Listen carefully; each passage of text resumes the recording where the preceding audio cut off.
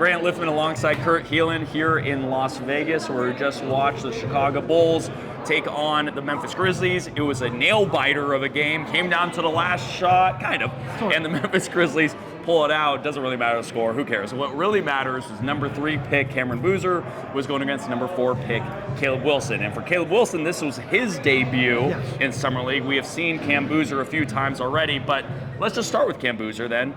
I mean, just a very Cam Boozer, analytically nice game. You know, let's just read some stats here. 23 points, 7 of 12 from the field, 1 of 1 from 3, 6 rebounds, 4 assists. He fills up the stat sheet. What do you think of Cam Boozer? Yeah, and I've seen all 3 of his games in person now, and it's the versatility that wins you over. He can shoot a 3, he can get you boards, he will defend, and it's the little things. If you watch him run down on a fast break, or early in the shot clock, and he decides to seal his guy mid-post, it is like watching an NBA veteran. He seals at the right angles, he opens himself up, and he doesn't put up as big a numbers sometimes in Summer League because it's a guards league and those guys are trying to get contracts, and it is rough to be a big man at Summer League sometimes. You do not get the buckets. He's not getting touches that he will get during the season because he's doing all these little things. Yeah, and he's trying defensively too. You see him really trying to, under the rim, he's going straight up. He's doing all the fundamentally sound things, and that's what makes him so impressive for his age. The maturity of his game, as you said, and also his stoicism, his approach to the game is so mature. It's like wise beyond his years, the way he plays the game, his feel for the game, his intellect on the court, the way he enhances his teammates. I could not be more impressed by him, and he's living up to the billing of just being an all-around impressive player. And he's going to fit in perfectly when you think about what they're lining up. They're going to have Zach Edey at the 5, so he's got a big rim protector behind him. And then another guy who's here tonight, Cedric Coward, is going to be on that front line. And Cedric Coward is too good for Summer League. He shouldn't be here much longer.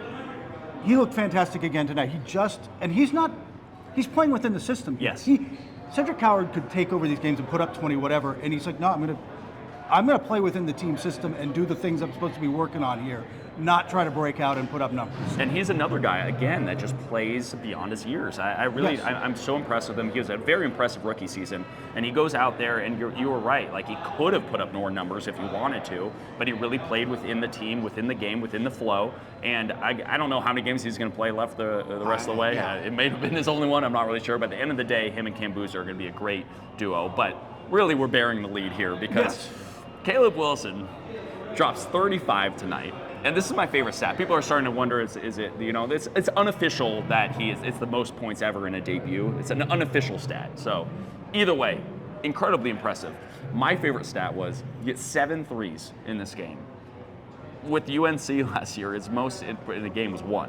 So Caleb Wilson dropped 7 threes tonight, and a couple of them were just the late game, just kind of chucking it a little bit. But I don't think I could have been more impressed by a guy's debut than him tonight. No, and it was. We knew he was athletic, and he had some defensive plays where he had a block and some stuff that. That chase down one. Chase down block. Yeah. Like, he had plays that fit that mold, but this was what you didn't see at UNC was he had 2 threes where they were just pull up. Yeah. They were just pass, dribble fake, stop, pull up, stuff that he didn't even try at UNC. He took 27 threes his whole 24 games. Like, he didn't take this many ever, but it was falling. And look, do I need to see it again? Do I need to see this live through? But the potential is there, and that's what you're looking for at Summer League. That the fact that he could step up and do this and look fluid doing it. His shot is beautiful. If he's got that going, he hit some shots on the baseline tonight, some stuff. If he's making that go, then the stuff he did at North Carolina where he's driving into the lane and finishing and bouncing off guys, that will come. But what did you think? You've been a big fan of his. I'm a huge fan of his, and I think he's the one guy that fans didn't know as well, right? Whether it be injuries that limited him, and just in general, he didn't get the same publicity that a Darren Peterson, AJ DeBonsa, Cameron Boozer got. And I think this is a great way to show the world this is what Caleb Wilson's about. And people didn't say, they're like, who is this 4th guy of this 4 people that are untouchable at the top of this draft? And everyone's like, who, Caleb Wilson? Really? Are we sure? Is it not Acuff or Fleming? So this is the guy. And there's a reason why some people even said Wilson could have gone higher than 4. Yeah. And he is just, the most amazing part about this is he was drafted for his defensive potential. If he's doing this offensively, I mean, he's already talking big. He has, thoughts of grandeur about his future and his Hall of Fame career. But like, I just love his confidence. I love his swagger out there. But also, the one thing, and you and I talked about this briefly before.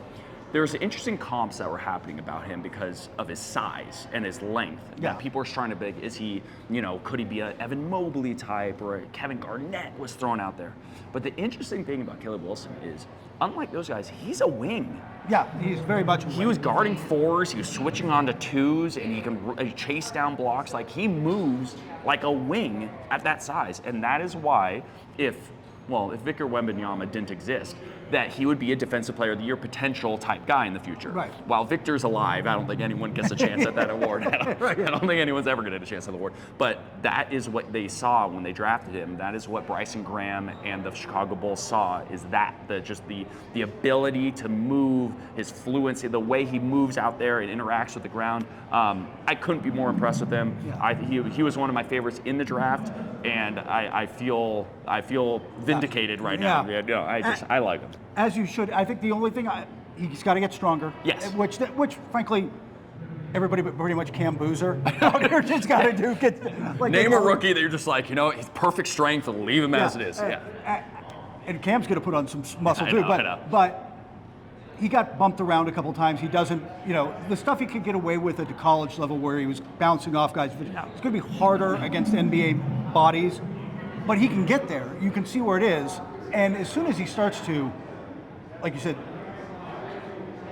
some people I knew too had him higher than Cam simply because the ceiling is higher. Cam's floor is the highest of any of the top three, but easily. The ceiling for Caleb Wilson is through the roof, and he looked like that guy tonight. You and I have now just watched 2 games the last 2 nights. We saw DeBonsa, Peterson, Boozer, and Caleb Wilson. And this entire season, we've been talking about those 4 guys as being the top 4, and then the next bunch. They have lived up to the billing. Absolutely. And I cannot be more confident that all 4 of those guys are going to have really strong careers as a baseline. I mean, all of them have superstar potential, but at the very baseline, I think you can see why those 4 guys have been considered franchise building block type players, and the reason why so many teams wanted to be in this draft. So much that they changed the lottery rules because of this draft. Right. So again, you and I said it enough. Cam, Caleb, impressed a lot tonight. Very impressive, and like you said, their median outcome is going to be really good. Yeah. This was a fun night. Yeah. Well, more to come from Vegas. This is Kurt Helin, Grant Liffmann. Thanks so much for joining.